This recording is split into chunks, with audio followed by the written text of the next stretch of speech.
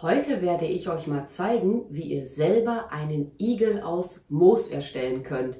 Eventuell werde ich auch noch einen zweiten Igel erstellen, dafür verwende ich aber dann anderes Material.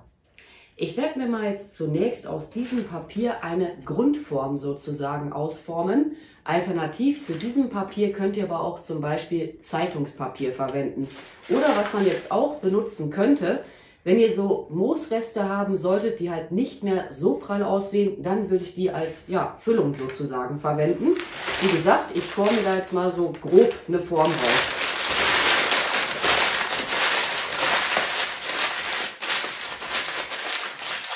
Ich lasse das nach vorne so ein bisschen spitz zulaufen. Das wird dann letzten Endes, ich sag mal, das Schnäuzchen vom Igel. Und wie bereits erwähnt, ihr könnt da jetzt auch andere Materialien verwenden. Aber ich hatte dieses Papier jetzt hier noch in meiner Werkstatt rumfliegen. Warum letzten Endes in den Müll schmeißen, wenn man jetzt das noch gebrauchen kann. Und so viele alte Moosreste habe ich jetzt auch momentan nicht zur Verfügung, dass ich jetzt sagen könnte, okay, die packe ich jetzt hier einfach anstelle des Papieres hinein. Okidoki, dann haben wir jetzt hier Plattenmoos. Na, komm mal her. Ich glaube, ich muss meinen Arbeitstisch noch ein bisschen justieren. Der ist noch leicht am ruckeln. Ich gucke jetzt mal, was haben wir hier noch so drin. So einen gammeligen Zapfen, den nehme ich jetzt mal raus. Und lege mir jetzt mein Plattenmoos auf dieses Papier drauf. So, ich brauche noch ein bisschen mehr. Hier mal auseinanderfriemeln. Na, kommst du wohl her? Das kommt jetzt überlappend auf das vorherige Plattenmoos. Ihr müsst jetzt auch noch nicht alles an Moos einarbeiten. Ihr könnt das auch nach und nach da drauf legen. Ich mache jetzt auch noch nicht hier komplett alles. So, dann haben wir jetzt hier Bindedraht am Start. Ich war am Überlegen, nehme ich diesen dickeren oder dann lieber den feineren Schmuckdraht. Aber da ich das Ganze nachher ordentlich stramm ziehen möchte und muss, habe ich mich jetzt mal sicherheitshalber für den dickeren Bindedraht entschieden. So, der wird jetzt hier dran befestigt werden, also der Bindedraht. Verzwiebel das Ganze hier mal eben miteinander. Den Anfang stecke ich jetzt hier irgendwo in mein Moos hinein. Nicht, dass ich mich im schlimmsten Falle noch daran piekse. So, das hier kann man ein bisschen beiseite. Und jetzt wickele ich das Moos mit meinem Bindedraht fest, also an dieses Papier. Ich ziehe auch gut stramm und ich werde aber gleich noch mehr Moos einarbeiten, weil so sieht das ja ein bisschen komisch aus.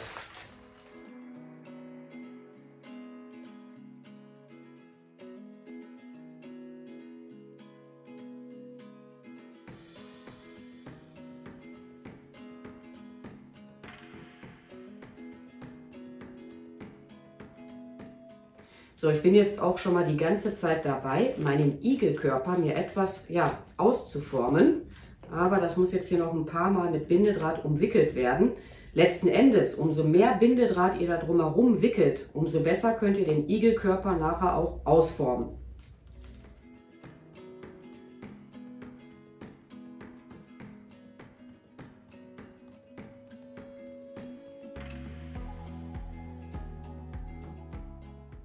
Normalerweise würde ich den Bindedraht jetzt abschneiden, aber ich habe jetzt bei diesem Bindedraht alles jetzt auch mal aufgebraucht, weil für einen Kranz hätte der Bindedraht jetzt nicht mehr ausgereicht.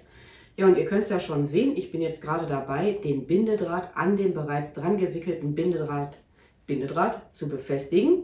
Verzwirbel das Ganze hier mal miteinander. So, das Ende stecken wir hier irgendwo auch in das Moos hinein. Ja, und dann kann man das Ganze jetzt immer noch peu à peu ausformen, wie man das halt gerne haben möchte. Immer mal so ein bisschen zurechtdrücken. Aber ich glaube, man kann das jetzt hier schon ganz gut erkennen, ich zumindest. Ich glaube, der wird ganz süß, der Igel. Als Stacheln sozusagen werde ich Zapfen einer Schwarzkiefer verwenden. Alternativ, was auch toll aussehen würde, wären zum Beispiel Bucheckern. Ja, und ich habe mir jetzt gedacht, hier in diesem vorderen Bereich werde ich mit etwas kleineren Zapfen arbeiten und dann hier in diesem hinteren Bereich mit größeren Zapfen. Ich denke, das sieht dann ein bisschen, ich sag mal, noch schicker aus, als wenn ich direkt hier vorne schon die ganz großen Schwarzkieferzapfen einarbeiten würde. Ja, und das Ganze wird jetzt entspannt mit der Heißklebepistole befestigt werden.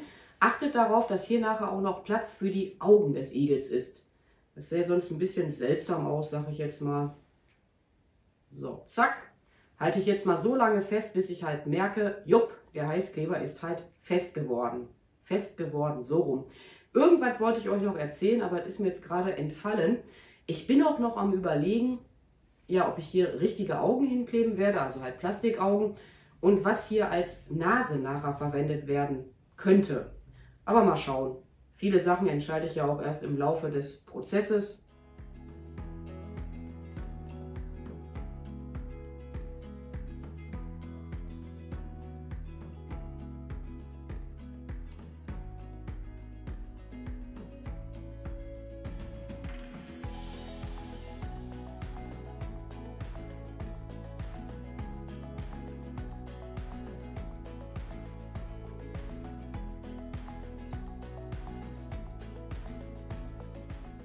Bei größeren Zwischenräumen, wie an dieser Stelle hier zum Beispiel, arbeite ich einfach kleinere Schwarzkieferzapfen ein. Oder ihr nehmt halt Bucheckern. Aber ich muss gestehen, momentan habe ich nicht wirklich viele Bucheckern in meiner Werkstatt. Und von daher nehme ich jetzt einfach die kleineren Schwarzkieferzapfen. Damit kann man das ja auch machen. Ist vielleicht auch gar nicht mal verkehrt, dann bleibe ich so in etwa beim gleichen Stil. Und wenn da so ganz, ganz kleine Zwischenräume sein sollten, die lasse ich dann auch einfach so, wie sie sind.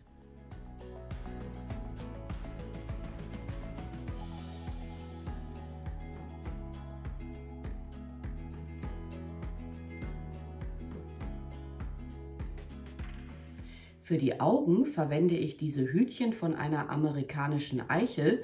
Ich hatte jetzt überlegt, die hier einfach nur so dann halt mit der Heißklebepistole zu befestigen.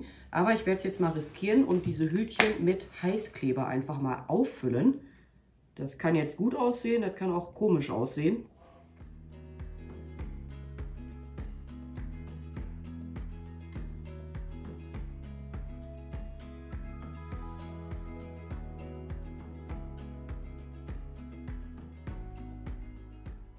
Ich habe mir jetzt noch spontan überlegt, hier in die Zwischenräume Fetthenne einzuarbeiten.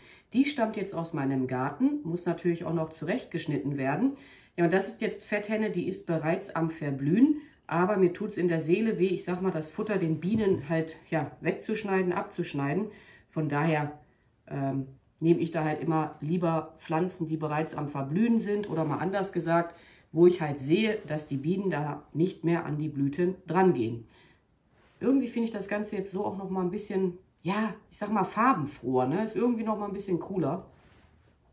Dann einfach hier überall in die Zwischenräume, wo man halt ansonsten auch durchgucken könnte, Fetthenne einarbeiten oder halt anderes Material.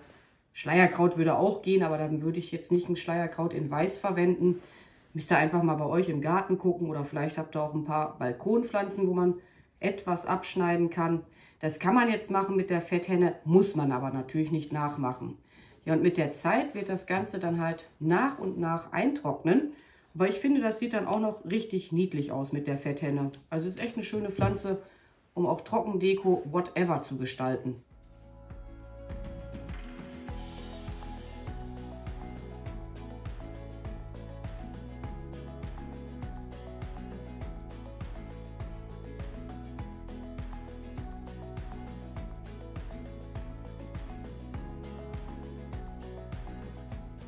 Ich glaube, die Idee mit der Fetthenne war jetzt letzten Endes eine gute Entscheidung. So gefällt mir das Ganze jetzt auf jeden Fall schon mal viel, viel besser als halt ohne die Fetthenne.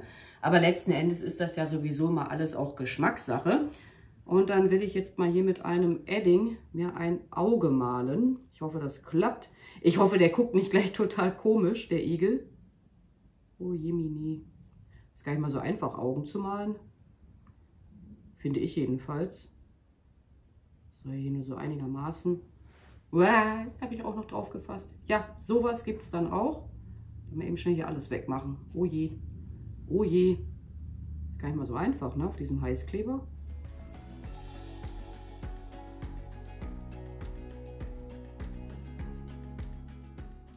So, als Nase gibt es einen Lärchenzapfen. Man könnte auch einen kleinen Zierapfel nehmen. Ne? Je nachdem, was ihr halt gut findet. Heißklebepistole haben wir am Start. Zack. Der sieht echt süß aus. Aber der braucht definitiv noch Augen. Und mit diesen Plastikaugen war nicht so meins. Kann sein, dass die auch mal irgendwann zum Einsatz kommen werden. Ich habe es ja letzten Endes auch irgendwann mal gekauft. Aber jedes Mal denke ich mir so, ich weiß nicht.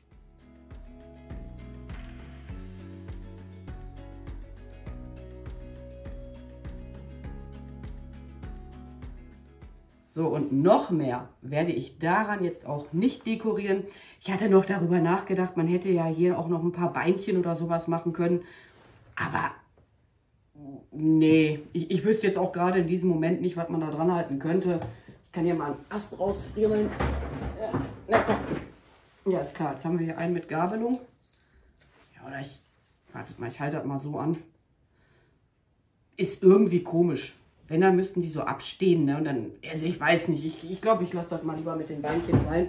Und dann ist jetzt hier auch definitiv Schluss mit diesem Igel. Noch mehr werde ich daran nicht dekorieren. Ich hatte ja auch am Anfang des Videos erwähnt, dass ich vielleicht noch was Zweites basteln werde. Aber es ist jetzt spät geworden. Ich muss ehrlich sagen, ich werde jetzt einfach mal müde. Ich denke, das kann man ja hier auch einfach mal zugeben an dieser Stelle. Und ja. Es bleibt jetzt natürlich auch jedem selbst überlassen, ob er diesen Igel im Outdoor-Bereich platzieren möchte oder halt im Innenbereich. Ich persönlich bin mir jetzt an dieser Stelle noch unschlüssig, ob er halt nach draußen kommt oder halt nach drinnen. Naja, jedenfalls findet ihr auch nochmal alle benötigten Materialien für das Projekt in der Videobeschreibung. Und ansonsten werde ich mich jetzt auch mal einfach an dieser Stelle bei euch verabschieden. Ich bedanke mich fürs Zuschauen, macht's gut, eure Pink Peach.